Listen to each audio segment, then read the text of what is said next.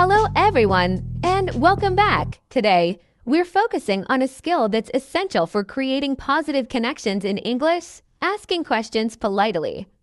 In everyday situations, being able to ask questions in a way that sounds friendly and respectful can make all the difference in how people respond to you. That's right, Jennifer. Many learners find that polite questions make their conversations feel smoother and more comfortable. By the end of this episode, you'll know exactly how to make your questions sound polite and considerate. We'll go over different phrases and tips that you can apply in various situations, from casual to formal. And for anyone who's new to our podcast, listening to these episodes regularly can help improve your English listening skills, introduce new vocabulary, and build confidence in how you express yourself in English. So let's dive in and explore how to make your questions more polite. Politeness is a universal way of showing respect, and in English, it plays a crucial role in how people perceive us. When you ask questions politely, you're not only being considerate, but also setting a tone that encourages others to respond positively. This is especially important in professional or formal settings, but it can be just as valuable in daily conversations. Yes, exactly, Jennifer. For example, let's say you're in a meeting. Instead of directly asking someone, "What's the plan?" which could sound a bit abrupt, you could say, "Could you share the plan with me?" It shows that you respect their time and are asking for their help, not demanding it. Right, and it's interesting how even small changes in phrasing can create a more polite atmosphere. Another example would be saying, "May I ask for your feedback on this?" Instead of simply, "Tell me your feedback," the first option gives the person a chance to feel comfortable sharing their thoughts. Absolutely. Being polite doesn't mean being overly formal. It's more about the mindset of respect and consideration. It's a subtle but powerful way to show others that you value their time and opinions. And learning this skill can go a long way, especially for English learners. It makes interactions smoother and can even open doors to better relationships and opportunities. Well said, Jennifer. Let's move on to some practical ways to make your questions more polite. A great place to start when asking polite questions is with could and would. These words soften your requests, making them sound more considerate and respectful. For instance, instead of saying, "Close the window," you could say, "Could you please close the window?" The difference in tone is subtle but very effective. Exactly. Another example could be, instead of directly saying, "Show me the document," try, "Would you mind showing me the document?" This approach gives the other person a sense of control and shows that you're asking rather than telling. Right, and using could and would can also show that you're open to their response, whatever it may be. For example, instead of "Tell me about the project," you could say, "Could you share some details about the project?" This way, they feel more comfortable sharing as much or as little as they'd like. Exactly, Jennifer. It's about being a little gentler in how we phrase things. Another example might be, instead of saying, "Explain this concept," you could say, "Would you be able to explain this concept for me?" It's a simple adjustment that goes a long way. And once you start practicing this, you'll notice that it becomes a natural part of your speech. It helps make conversations feel more collaborative, where both sides feel respected. Exactly. Plus, it can improve the quality of responses you receive. People are usually more willing to help when they feel respected and valued. Adding please and thank you is one of the simplest ways to make your questions sound more polite. For example, instead of saying, "Can you send me the file?" you could say, "Can you please send me the file?" Just by adding please, you're showing that you're making a request rather than a demand. Absolutely, Jennifer, and thank you is just as important. It's not just something you say at the end of a request, but also a way of showing appreciation. If someone helps you, responding with a sincere thank you can make them feel valued. That's true. And if you want to be even more polite, you could say something like, "Thank you in advance for your help with this." This lets the person know you're already grateful for their assistance, which can make them more willing to help. Yes, exactly. Another example could be, could you please explain this part?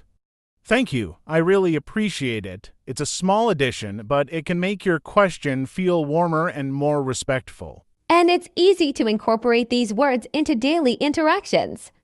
Just make it a habit to add please when making requests and thank you when someone helps you, even in small ways. Exactly. The more you practice, the more natural it will feel, and people will likely respond positively to your polite approach. Another effective way to ask polite questions is to frame them indirectly.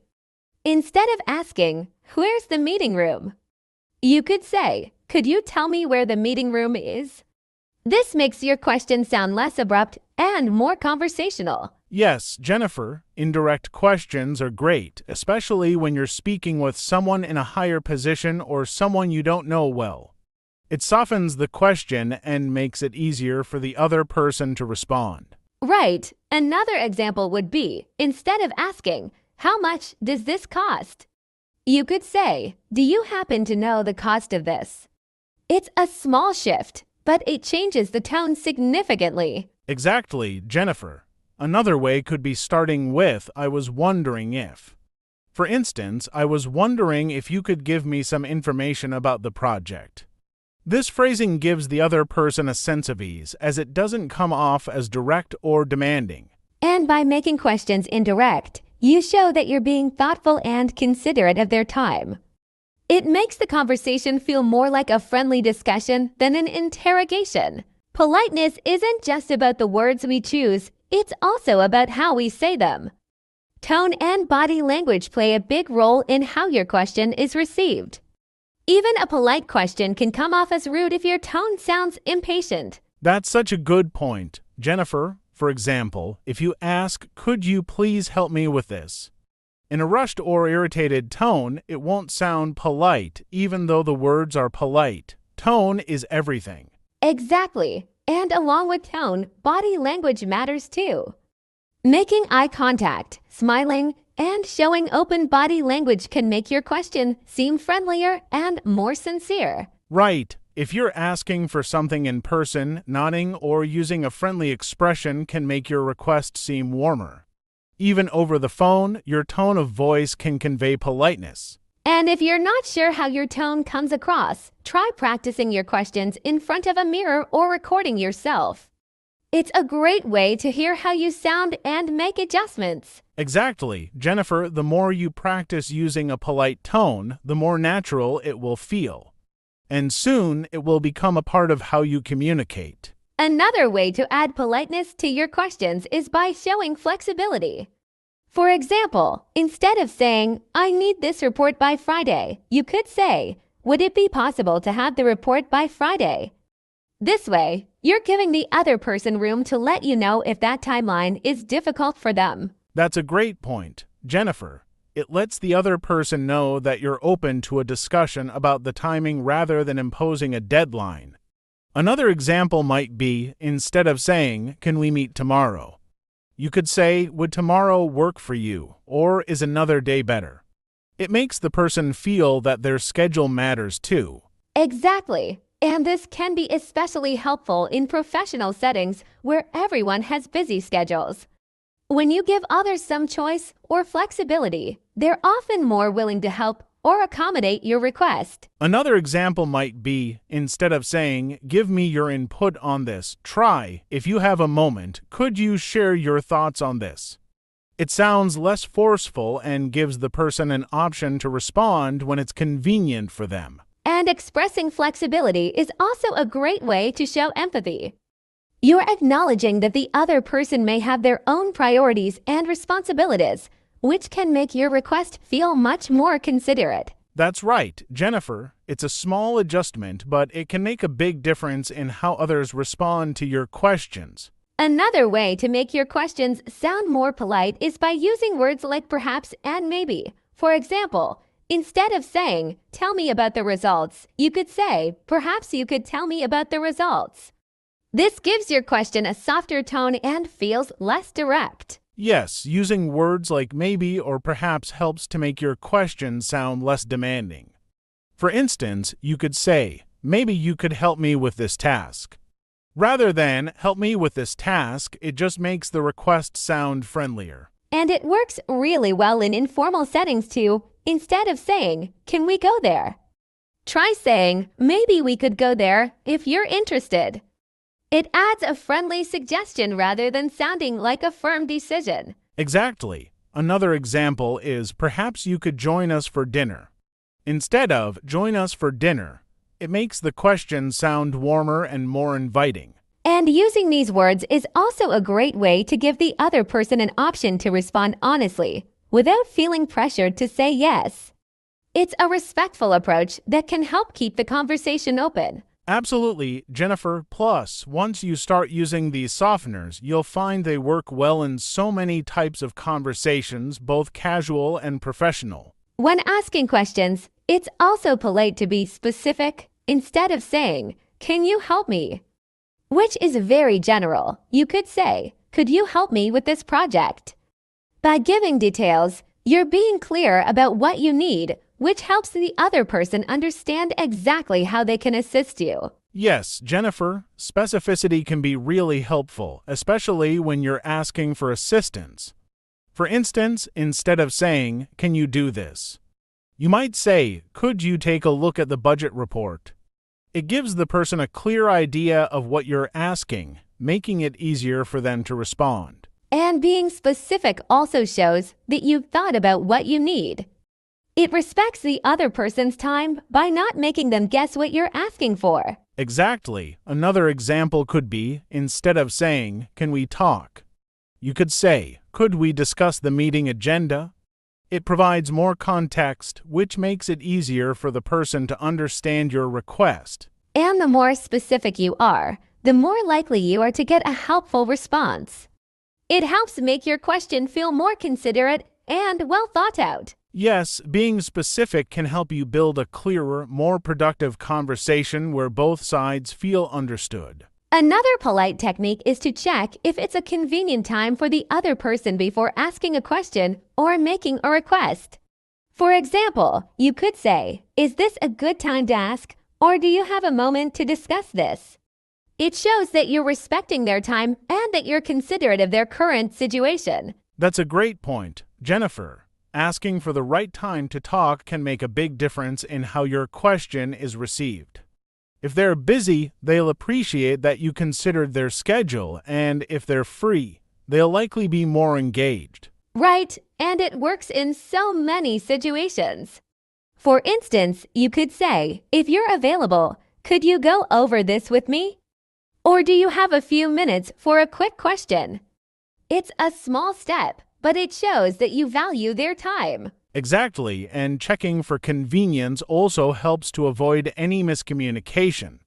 If they're too busy, they might not be able to give you their full attention, so by asking at the right time, you're setting up a better conversation. Yes, and people are generally more willing to help if they feel that you've taken their time into account. It creates a more positive and respectful interaction. Absolutely, Jennifer, showing that awareness is key to building better communication, and it's especially helpful in both personal and professional relationships. Another great way to add extra politeness to your questions is by using phrases like, "Would you mind?" For example, instead of saying, "Can you close the window?" you could say, "Would you mind closing the window?" This simple change softens your question and makes it sound very respectful. That's a good one. Jennifer, "would you mind" is a powerful way to show respect. It gives the other person a choice without sounding demanding. For instance, you could say, "Would you mind explaining this to me?" instead of just saying, "Explain this to me." It makes a huge difference in the tone. And what's interesting is that "would you mind" actually makes your request sound more thoughtful and considerate. Another example is, "Would you mind sharing your thoughts on this topic?" It shows that you're genuinely interested in their opinion. Absolutely, and it's useful in many situations, like, "Would you mind if I asked you a few questions?" or "Would you mind helping me with this task?" People tend to respond better to requests phrased this way because it feels like you're not imposing on them. Exactly, Daniel. Using would you mind can actually help build better relationships over time, as it conveys a lot of respect and consideration. That's so true, Jennifer. Once you get into the habit of using it, you'll find it really makes your interactions smoother and more pleasant. Another technique for asking polite questions is to use indirect questions. Instead of asking directly, "What time is the meeting?" you could ask, "Do you know what time the meeting is?" Or could you tell me what time the meeting is? This approach is a bit softer and sounds less direct. That's a good one, Jennifer. Indirect questions are especially useful when you're speaking to someone you don't know very well or in a formal setting. For example, instead of saying, "Where is the office?" you could say, "Could you tell me where the office is located?" It sounds more refined. Yes, Daniel, and it's also a way to show some humility. By phrasing your question this way, you're not just asking for information, you're asking in a way that feels respectful and acknowledges the other person's knowledge. Exactly. Another example could be, instead of saying, "How much does this cost?" you could say, "Could you let me know the price of this item?" It's a subtle difference, but it adds a layer of politeness that many people appreciate. And this is a technique that works in both spoken and written English. For instance, in emails, instead of saying, "Send me the files," you could say, "Would you be able to send me the files?" It's an effective way to make your requests sound polite and professional. Yes, and it can really change the tone of your communication, helping you to come across as approachable and respectful. That's right, Daniel. Using indirect questions is a valuable tool for anyone looking to improve their polite communication skills in English. When asking polite questions, it's also a good idea to acknowledge the other person's time or effort. Instead of saying, "Can you do this for me?" you could say, "If you have the time, could you help me with this?" This shows that you appreciate that they may be busy and are asking for their assistance respectfully. Absolutely, Jennifer. Recognizing that the person has other things going on makes your question sound more considerate. For example, instead of saying, "Could you check this document?" you could say, "When you have a moment, could you check this document?" It's a small change, but it makes your request feel a lot more respectful. Yes, and it can also be a good way to express gratitude. By saying, "Thank you for your time," either before or after asking your question, you're letting them know that you value their assistance. It's a great way to build positive interactions. Exactly. Another example could be, "If it's not too much trouble, could you take a look at this?" Or whenever you're free, "Could you give me some feedback on this?" These phrases can make a simple question sound much more polite and respectful. And it's especially helpful in a professional setting where you may need frequent help from colleagues. By acknowledging their time and effort, you're more likely to receive a positive response. That's so true, Jennifer. When people feel appreciated, they're generally more open to helping and working together. And this is a technique that helps not only with politeness, but also with strengthening professional relationships over time. Another way to add politeness to your questions is to end them with a simple thank you or an expression of appreciation. For instance, instead of saying, "Could you explain this?" you could say, "Could you explain this to me?" Thank you so much for your time. It acknowledges the effort the person might put into helping you. That's a nice touch, Jennifer. Ending with a thank you not only makes your question polite, but it also sets a positive tone for the response. For example, instead of saying, "Can you send me the report?" you could say, "Could you send me the report?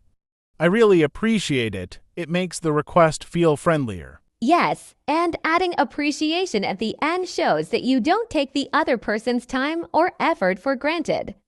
It's especially nice in emails or messages where you can't express tone as easily. Absolutely, and in face-to-face conversations, ending with a thank you can make the interaction feel complete and positive.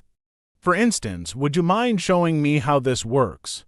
I'd really appreciate it. It's a great way to keep the exchange courteous." And this habit of ending with appreciation is something that really contributes to more pleasant conversations in any language, not just English. Very true, Jennifer. It's these small gestures that add up and make interactions feel much warmer and respectful. Another useful skill is asking for feedback politely. Instead of saying, "What do you think?" you could say, "I'd love to hear your thoughts on this if you have a moment." It's a small change, but it opens the door to feedback without pressuring the other person. Exactly, Jennifer. Phrasing feedback requests in a gentle way can make people feel more comfortable sharing their thoughts. For example, would you mind sharing your perspective on this? Sounds a lot softer than "tell me what you think." Yes, Daniel. And it also creates a positive space for constructive feedback. Another example could be, "If you have any suggestions, I'd really appreciate hearing them." This shows openness and gratitude for their input. It's also helpful in work or learning environments. Saying, "Could you let me know how I could improve on this?" or "I'd really appreciate any feedback you have" makes you seem approachable and willing to learn. Exactly, Daniel. And it's not only polite, but it also encourages honest feedback since people feel they're sharing with someone who's open to their ideas. Absolutely, it can strengthen relationships and make communication smoother over time because people feel respected and heard. Sometimes, asking permission to ask questions can itself be a polite approach. For instance, instead of launching directly into questions, you might say, "Is it okay if I ask a few questions?" Or "Would you mind if I asked you something?" This shows respect for the other person's time. Yes, Jennifer. Asking permission first is a courteous way to prepare the listener, especially in situations where they might be busy. It makes them feel like they're in control of the conversation. For example, "Would it be all right if I asked you a few things?" can sound much more respectful than just diving into questions. And it works well in professional settings or formal interactions. By asking permission, you're being mindful of the other person's situation. It's a small gesture, but it can make a big difference. Absolutely. It's also helpful if you have several questions to ask. You could say, "If you have a few minutes, I'd love to ask you some questions." This way, you're letting them know that you value their time. Exactly, Daniel. It shows thoughtfulness and helps set the right tone, especially if you're asking someone for a favor or assistance. And once they give permission, they're likely to be more engaged in the conversation because they know you respect their time and presence. Another skill is to phrase follow-up questions politely. For example, if you've already asked a question and need more detail, instead of saying, "Explain more," you could say, "Could you elaborate on that a bit if possible?" This sounds much more respectful. Yes, Jennifer, following up politely is essential, especially if the person has already taken time to answer your question. For instance, you could say, "Would you mind going into a bit more detail?" Or "Could you tell me more about that if it's not too much trouble?" It keeps the conversation friendly and polite. Absolutely, Daniel. And it also makes it clear that you're truly interested in what they're saying.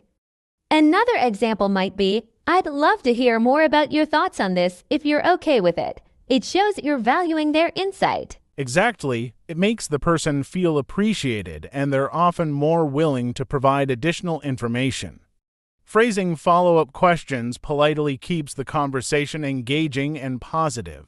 And in professional settings, it's a great way to maintain good relationships. When you phrase follow-ups with care, it shows you're attentive and respectful. Right. It's these little polite phrases that keep conversations flowing smoothly and build trust. Let's talk about handling disagreements politely.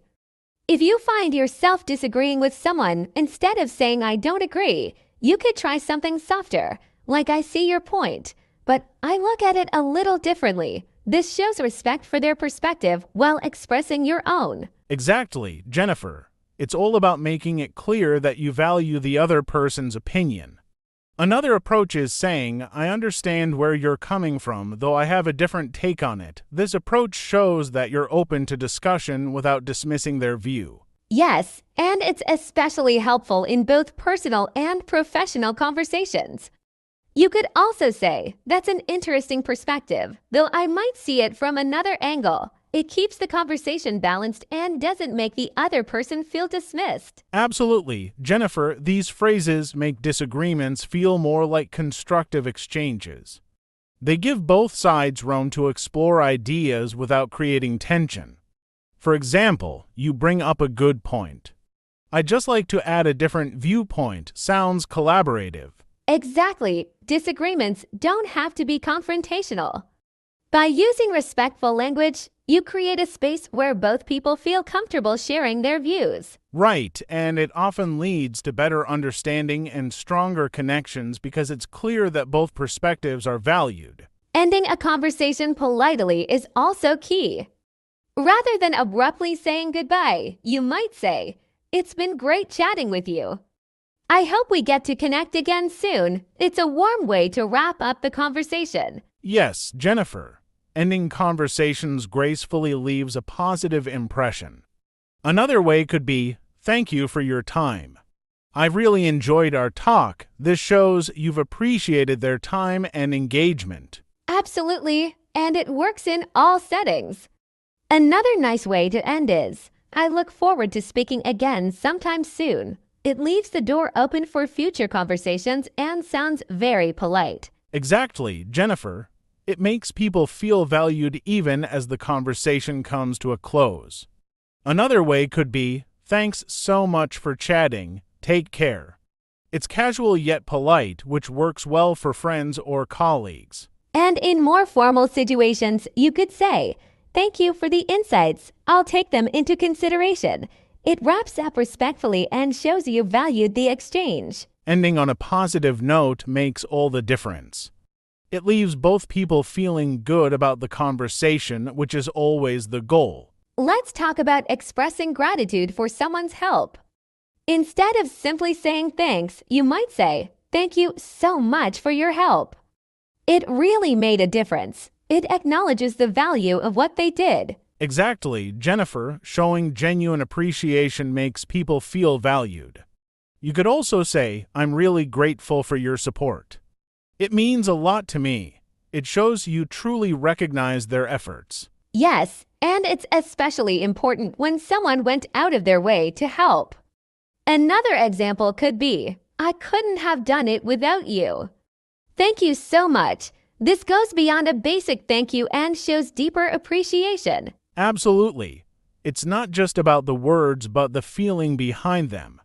"Your help was invaluable. Thank you," can make someone feel genuinely appreciated. And in professional settings, adding specifics can be powerful.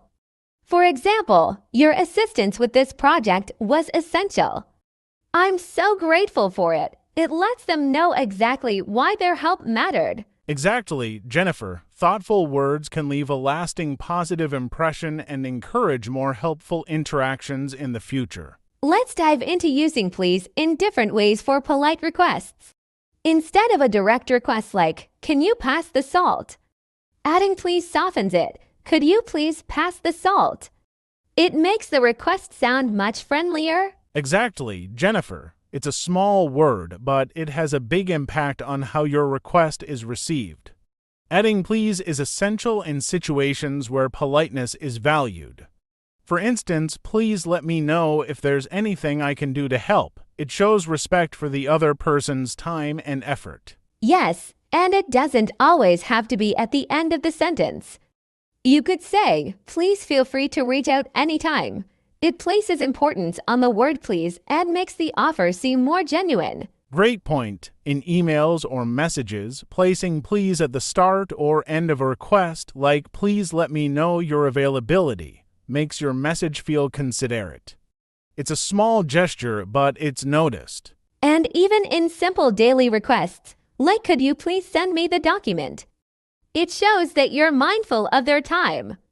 Please always makes a big difference in tone. It really does. It's a foundational part of polite language and always goes a long way toward creating positive interactions. Responding to compliments can sometimes feel a bit awkward, but keeping it simple and gracious is usually best.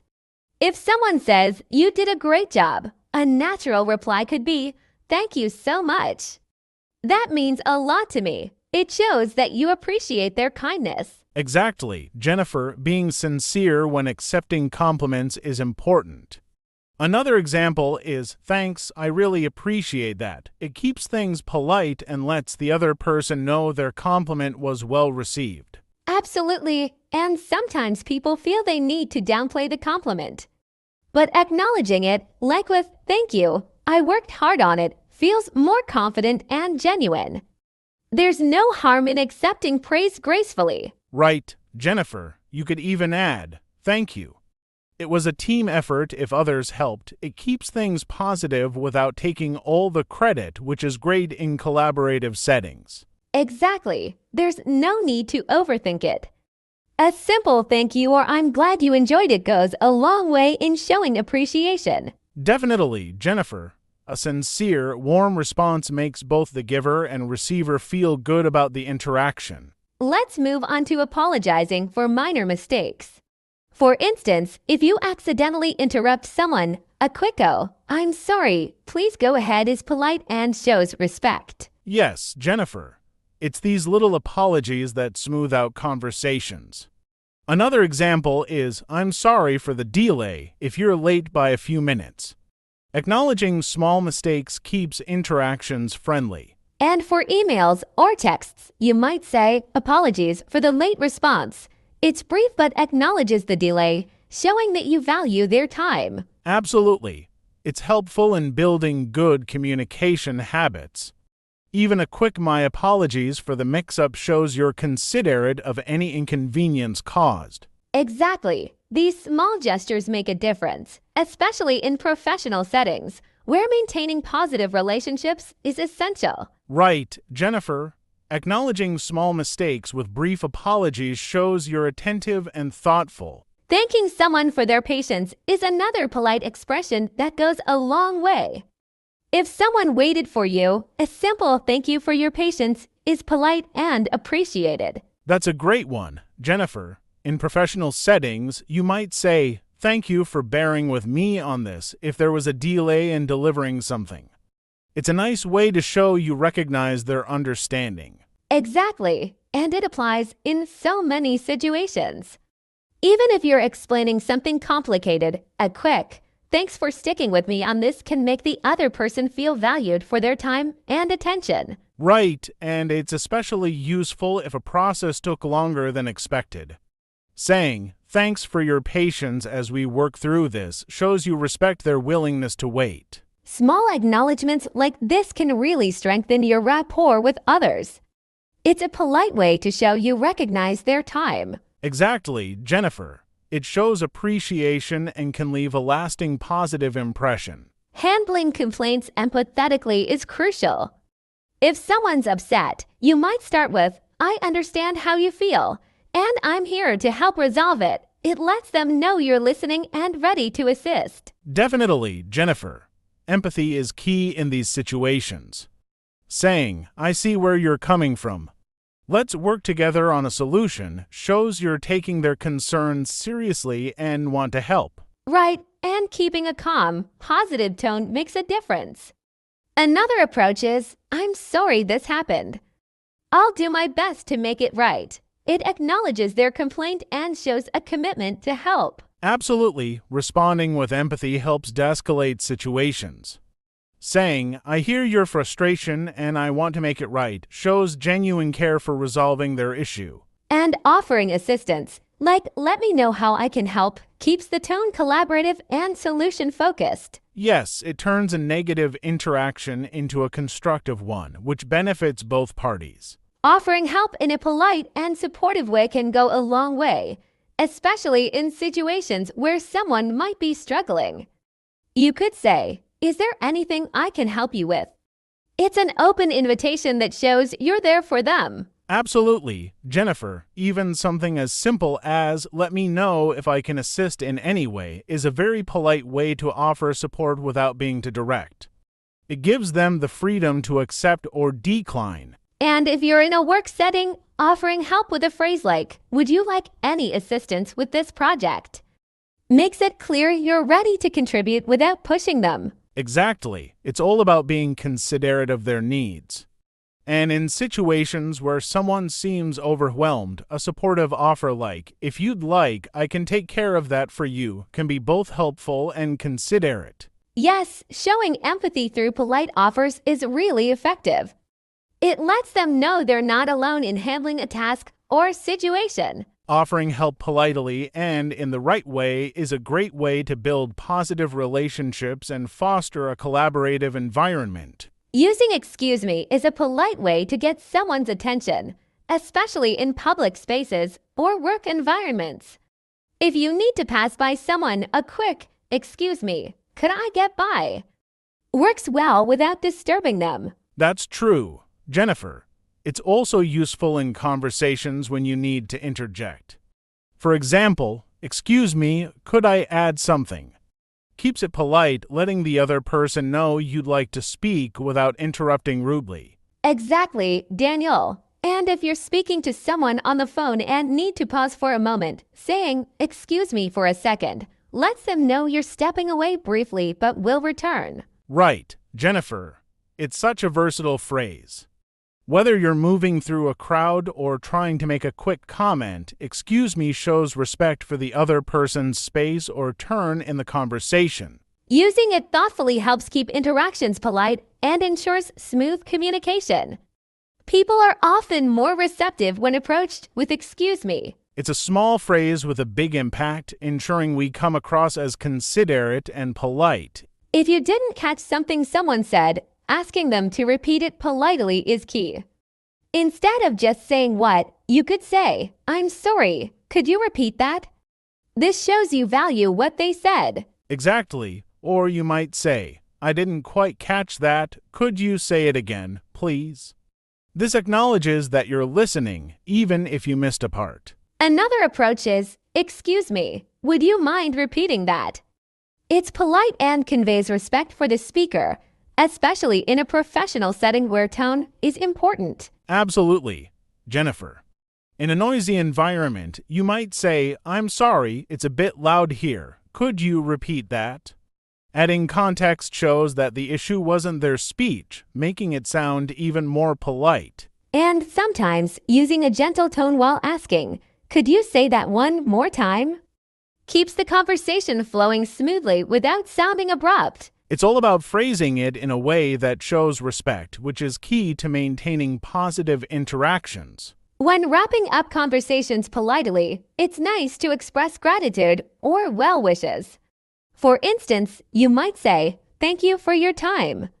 It was great speaking with you." It ends the conversation on a positive note. Absolutely, Jennifer, and in more casual settings, a friendly "take care" and "thanks again" is a polite way to end things warmly without sounding too formal. Exactly. In emails, a closing line like "looking forward to hearing from you" or "thanks once again for your help" is a respectful way to end on a positive note. Great point. Even saying, "I hope you have a wonderful day" in a conversation or message adds a bit of kindness to the end of the interaction. It's small things like this that make a difference.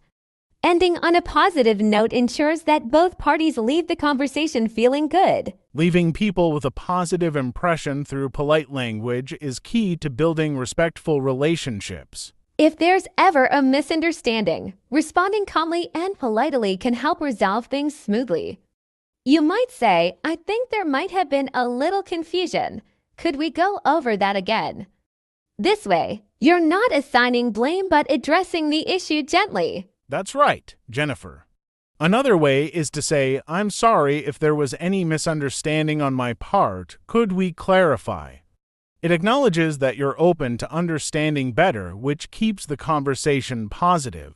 Exactly. And if you feel the other person may have misunderstood, you could say, "I just want to make sure we're on the same page." It's a neutral way to confirm information without sounding confrontational. That's a good approach, Jennifer. When you're in a meeting, you might try, "Could I double-check my understanding here?" This makes it clear you want to align without placing blame. Yes, it's about maintaining a tone that promotes teamwork rather than conflict. By addressing misunderstandings with kindness, You keep the environment friendly. And people appreciate when you handle things with patience and respect, especially when it's easy for misunderstandings to happen. When declining an invitation, using a softer approach keeps things positive. Instead of simply saying, "No, I can't make it," you could try something like, "Thank you so much for thinking of me, but I won't be able to join this time." It shows appreciation and lets them know you're genuinely regretful about missing out. Exactly, Jennifer. I often use something like, "I really appreciate the offer, but unfortunately, I have other commitments." This is a way to be respectful of their invitation while still maintaining your other plans. Adding "maybe next time" can also soften the decline and show interest. Yes, that's a great addition. And for invitations from colleagues, you might say, "I'd love to be a part of it, but my schedule is really packed." It's both honest and considerate, making it clear that it's not personal, just a matter of timing. Absolutely. When you give a reason or express interest for another time, it reassures them that it's about timing, not a lack of interest. And I think saying something like, "Hopefully, I can make it next time," shows goodwill and keeps the door open for future opportunities. Exactly. And sometimes, just a simple "I hope you all have a great time" after declining can show warmth, even if you aren't able to be there. Right. It's all about balancing honesty with friendliness. This way, you're maintaining a positive relationship while respecting your own boundaries. When we need clarification, it's important to approach it respectfully instead of saying, "What does that mean?" A phrase like, "Could you help me understand that a bit better?" sounds much more polite. Absolutely, Jennifer. Another option could be, "I'm not entirely clear on that. Could you explain it in a different way?" It shows that you're engaged and willing to understand without putting any pressure on the speaker. Right, Daniel? And in a work setting, something like, "I want to make sure I fully understand. Could you go over that again?" shows your commitment to getting it right and signals respect for their explanation. Exactly. It's always best to ask in a way that feels collaborative. It makes the other person feel appreciated and respected for their knowledge. Interrupting can be tricky because you don't want to seem rude. One polite way to interrupt is by saying, "I'm sorry to interrupt, but may I ask a quick question?" This shows respect for the person speaking while making your request. Yes, Jennifer, that's a good one. Another option is, "I apologize for cutting in, but I just want to add something quickly." This makes it clear that you're aware of the interruption, but it also acknowledges that what you want to say is important to the conversation. Exactly. In meetings, I often say, "Excuse me, may I add to that point?" It's polite and shows that I'm not interrupting to change the subject, but to contribute something relevant. That's a great approach, and if I need to bring up something urgent, I say, "I hate to interrupt, but I have something important to mention." This conveys urgency while still being respectful of the ongoing conversation. Disagreements do not always have to feel tense. A great way to express disagreement is by starting with something positive. For example, you can say, "I understand your point, but I have a different perspective." This keeps the conversation respectful and balanced. That is a solid approach, Jennifer. Another way I like to disagree politely is by saying, "I see where you are coming from, but have you thought about it this way?" It invites the other person to consider your viewpoint without sounding confrontational. Exactly. I also use the phrase, "I can see your reasoning, but I tend to look at it differently because." It shows that you are not dismissing their opinion outright, but you are offering a different perspective. Yes, and if the topic is sensitive, I might say something like, "I respect what you are saying, but I think we see this in slightly different ways." This lets the other person know that you are not attacking their idea, just offering a differing opinion. That is a great way to frame it, Daniel. You can also soften the disagreement by saying, "I get where you are coming from, but I approach it from a different angle."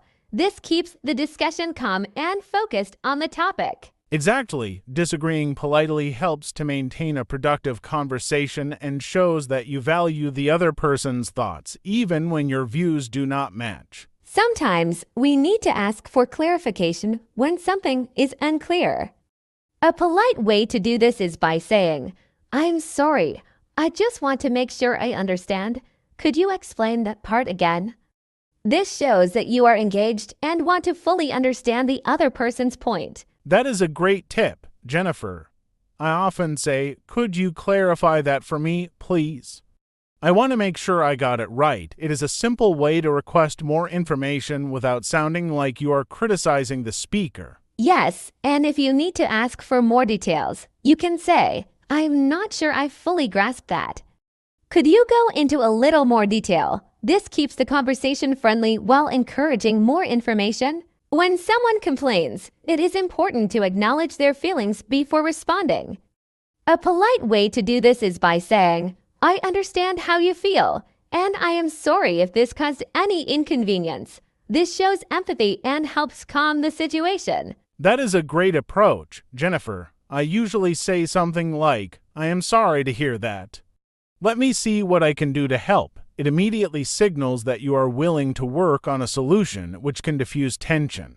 Exactly. If I need to explain why something happened, I start with, "I completely understand your concern, and I appreciate your patience while we work this out." It gives reassurance without dismissing their complaint. I also like using, "I hear what you are saying, and I will look into it right away." It lets the person know they have been heard and that you are taking their complaint seriously. Right? You can also offer something positive by saying, "Thank you for bringing this to my attention. I will do my best to ensure it does not happen again." It shows that you are committed to improving the situation. Handling complaints politely is all about making the other person feel heard and respected, even when the problem is not easy to solve. There are times when we need to say no to an offer, but we can do this in a polite way. For example, you can say, "I really appreciate the offer, but I am going to have to decline this time." It shows gratitude while still giving a clear answer. Yes, and I often use, "Thank you for thinking of me, but I will have to pass on this opportunity." It is polite, respectful, and leaves no room for confusion. That is a good one. Another phrase I like is, "I am flattered that you asked, but I am afraid I cannot commit to that right now." It is a gentle way of saying no while acknowledging the invitation. I agree. I also say, "I would love to, but unfortunately, I have other commitments." This way, you show enthusiasm but make it clear that you are unavailable. Yes, and if you want to soften the refusal even more, you can say, "It sounds like a great opportunity, but I have to respectfully decline at this time." It keeps the tone positive and professional. Exactly, saying no politely is important as it helps maintain good relationships, even when you are not able to accept an offer. When we don't understand something, it's crucial to ask for clarification politely. A good way to start is with, "I'm sorry, but could you please explain that again?" This shows you are engaged and want to understand. Absolutely. I often say, "I appreciate your explanation, but I am a bit confused about one point. Can you clarify it for me?" This approach acknowledges their effort while also expressing your need for more information. That's a great strategy. I also like to use, "I didn't quite catch that. Could you repeat it?" This is simple and direct, making it clear you need more help without sounding rude. Exactly. If the situation allows, you can add, "Thank you for your patience with me." This shows gratitude and encourages a supportive dialogue. Another option is to say, "Can you provide a bit more detail on that?" I want to ensure I fully understand. It emphasizes your desire to grasp the information and keeps the conversation collaborative. Absolutely. Politely asking for clarification is a great way to ensure effective communication, making both parties feel comfortable and respected. After someone explains something, it's good practice to confirm your understanding. You might say, "If I understand correctly, you are saying that ... single quotes." This shows you are listening and processing the information. After someone explains something, it is a good practice to confirm your understanding. You might say, "If I understand correctly, you are saying that I should submit the report by Friday." This shows that you are listening and processing the information. Yes, I often use the phrase, just to make sure I am on the right track. You mean that we need to follow up with the client next week. This invites the other person to correct you if necessary and reinforces the idea of collaboration. I agree. Another phrase I like is, so what you are suggesting is that we should prioritize the marketing plan this month. This restates their point and demonstrates that you are actively engaging in the conversation. That is a solid approach. You can also say, I think I understand, but could you give me an example of how we should implement this? This not only confirms your understanding, but also deepens your grasp of the topic. Absolutely. Additionally, saying, I appreciate the explanation, and I believe I understand it now. It makes sense to focus on our target audience first, conveys respect for the speaker's efforts, and confirms clarity on your end. Confirming understanding politely fosters better communication and ensures that everyone is on the same page, which is essential in any conversation. When you want to ask for recommendations, it's important to be polite. A good way to start is by saying, could you recommend a good restaurant in this area? This opens the conversation and shows you value their opinion. Absolutely. I often say, I'm looking for a new book to read. Do you have any suggestions? This approach makes it clear that you are seeking their expertise and is a great way to engage. I also like to use, if you were in my position, what would you do? This invites them to share their insights and makes them feel valued. Exactly. You could also ask, I would appreciate any recommendations you might have for a weekend getaway. This not only shows politeness, but also conveys gratitude for their help. Another option is to say, I have heard great things about your suggestions. What do you recommend for a good movie to watch? This acknowledges their past advice and encourages them to share more. Politely asking for recommendations is a great way to engage others and shows that you respect their opinions. This can lead to interesting conversations and helpful advice. Active listening is key when you want to ask questions politely. It involves really focusing on what the other person is saying. You can show that you are listening by nodding and making eye contact, which encourages them to continue speaking. Absolutely. I often repeat back what I hear to confirm understanding. For example, saying, so if I understand correctly, you are saying that the meeting will be rescheduled for next week reinforces my attention to their words. That is a great tactic. Another way to show active listening is by summarizing their points. You might say, it sounds like you believe that we should explore new strategies for marketing our product. Is that correct? This confirms your understanding while inviting further discussion. Exactly. You can also add, I really appreciate your insights.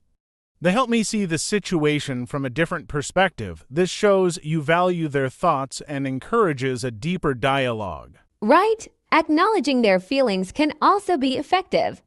For instance, saying, I understand that this has been a challenging situation for you, shows empathy and helps create a supportive atmosphere. Practicing active listening makes the other person feel valued and respected. It encourages open communication and helps build better relationships. In this episode, we explored the importance of asking questions politely in English. By using phrases that confirm understanding, asking for recommendations, and practicing active listening, you can enhance your communication skills and build stronger connections with others. Remember, effective communication is not just about speaking. It's also about listening and engaging respectfully. We hope you found these tips helpful and encourage you to practice them in your daily conversations. Thank you for joining us, and we look forward to our next episode where we'll continue to improve our English skills together.